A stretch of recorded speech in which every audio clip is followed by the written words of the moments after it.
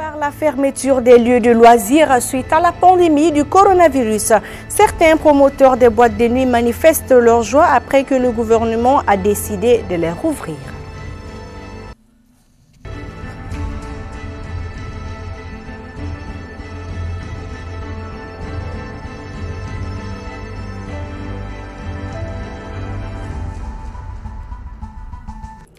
Bonsoir à tous et bienvenue dans la grande édition de Ondou TV. Cérémonie de remise officielle de matériel de production et de fonds de renforcement des initiatives au groupement coopératif des femmes du projet Femmes actrices économiques et engagées pour la cohésion sociale, mise en œuvre par l'ONG Yatou en partenariat avec le PNUD dans la région de Mopti et de Badjangara ce 29 janvier 2021 à Sévaré.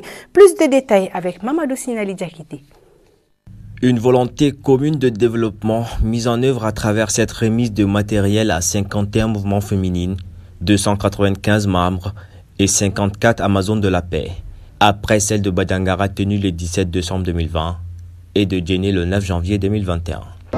Ce projet qui se veut être un moyen de réduire l'impact socio-économique de la COVID-19 est également une réponse aux questions de développement économique dans la zone d'intervention. Les femmes que recevront tout à l'heure ces équipements travaillent dans les domaines de transformation des produits locaux, du maraîchage, du petit commerce, de l'artisanat, de la laiterie et même des activités génératrices de revenus fortement atteintes par l'insécurité dans la zone, en plus les effets négatifs de la COVID-19. Plus qu'un don, ce geste du PNUD en partenariat avec l'ONG Yatou est une aubaine qui vient à point nommé en cette période difficile dans la région. Ce matériel permet d'améliorer la productivité, de créer de nouveaux emplois, la commercialisation des aliments, mais aussi et surtout de penser et de repenser la cohésion sociale, mais aussi de contribuer pleinement à la paix, à la résolution des crises et à la paix. J'ose croire avec beaucoup de conviction que ces équipements contribueront à l'amélioration du pouvoir économique des bénéficiaires et à travers elles une amélioration des besoins vitaux des ménages. Ceci dit, les donateurs appellent les acteurs, les collectivités et organisations communautaires à une prise en main et une bonne gestion de l'équipement pour l'impact escompté et le bien-être de la population.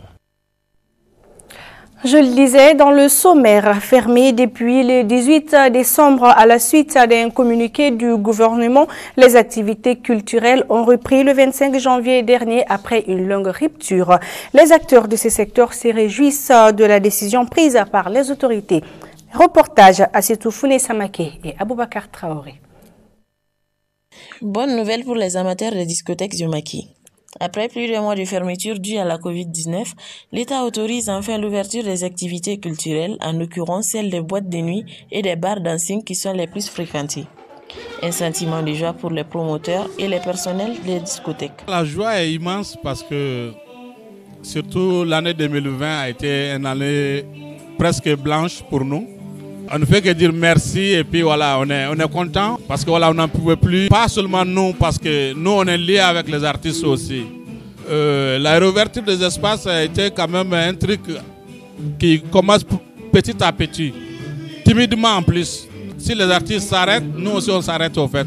Ceci est un grand soulagement pour les artistes qui sont en collaboration avec des bars dans le but de jouer en live, communément appelé orchestre. Ils retrouvent enfin leur public après cette impasse pour le secteur culturel. Cette rupture a vraiment pesé sur nous les artistes, surtout que beaucoup d'entre nous vivent de ça. Cependant, quand on ne fait pas de spectacle, ça n'arrange pas du tout. Cette joie ne se limite pas seulement qu'au personnel. Les clients sont encore plus ravis de cette décision et n'oublient pas les gestes barrières. Nous sommes très heureux pour la réouverture des bars. Cela signifie que la maladie baisse, mais nous devons continuer à respecter les mesures barrières. C'est vrai que la maladie existe, mais il était temps de les ouvrir à nouveau, car des chefs de famille aussi travaillent ici. Nous remercions l'État et prions pour la fin rapide de cette maladie. Rappelons que la distraction est indispensable dans la vie, mais sachons que la santé prévaut. Respectons donc les mesures barrières où que nous soyons, car le coronavirus reste toujours d'actualité. Et oui, respectons les mesures barrières. Le coronavirus est une réalité. À présent, l'actualité hors de nos frontières avec Aminata Koumari.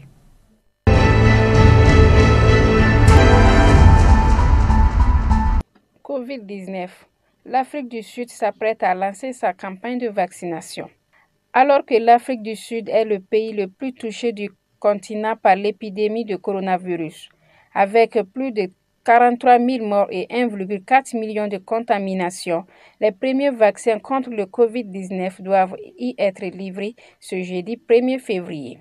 Pour l'Afrique du Sud, il s'agit d'une course contre la montre. Touché de plein fouet par une deuxième vague et par un variant plus contagieux, ce pays enregistre ces dernières semaines plus de 500 décès chaque jour.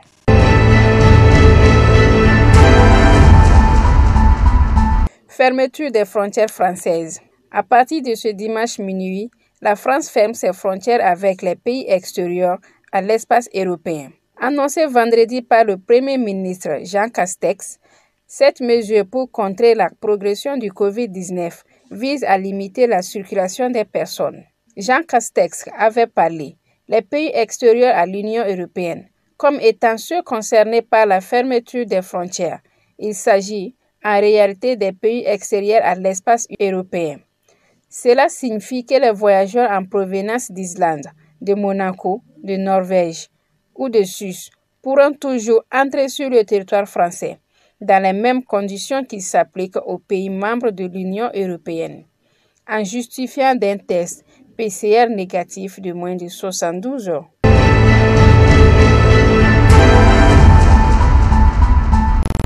Présidence de la CAF, Ahmad est bien de retour. 48 heures après la levée provisoire de sa suspension par le tribunal arbitral du sport, TAS, Ahmad reprend bel et bien son poste de président de la Confédération africaine de football, CAF.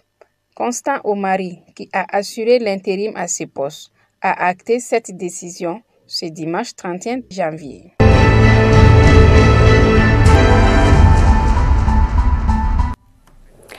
Les causes de la leucémie restent jusqu'à ce jour non définies malgré de nombreuses recherches des scientifiques. Elle est un cancer qui attaque les tissus sanguins et qui empêche le corps de lutter contre les infections. Plus de précisions sur la leucémie, Korotumu Koulibaly et Ibrahim Sow. La leucémie est un cancer des tissus responsable de la formation du sang, caractérisé par la prolifération des cellules malignes dans la moelle osseuse. C'est un groupe de pathologies hématologiques qui intéressent les cellules du sang qui sont fabriquées au niveau de la moelle. Cancer du sang qu'on appelle hémopathie maligne dans notre jargon, caractérisé par une prolifération de ces cellules au niveau de la moelle. Et en fonction du type de prolifération, la leucémie a plusieurs formes et celles-ci en dépendent du degré de maturité des cellules anormales et les anomalies moléculaires. Si c'est des cellules jeunes, on parle de leucémie aiguë, et si c'est des cellules matures, on parle de leucémie chronique, en fonction du délai d'apparition des signes aussi. Alors, les signes d'une leucémie myeloïde chronique, puisqu'on va parler de la leucémie myeloïde chronique, les signes sont un peu polymorphes. Les circonstances de découverte, ça peut être fortuite dans le cadre d'un bilan de santé, ou alors c'est un malade qui vous vient pour dire que je ne me sens pas bien, je me sens fatigué, et dans un contexte d'amaigrissement en rapport avec l'anorexie. C'est des anomalies qu'on retrouve dans la prise de sang, notamment une hyperleucocytose. Ou alors il part voir un médecin qui voit ces malades avec une grosse rate qu'on appelle splénomégalie. Et quand on pousse les explorations, on va tomber sur une hyperleucocytose. Le traitement varie selon la gravité de l'état du patient.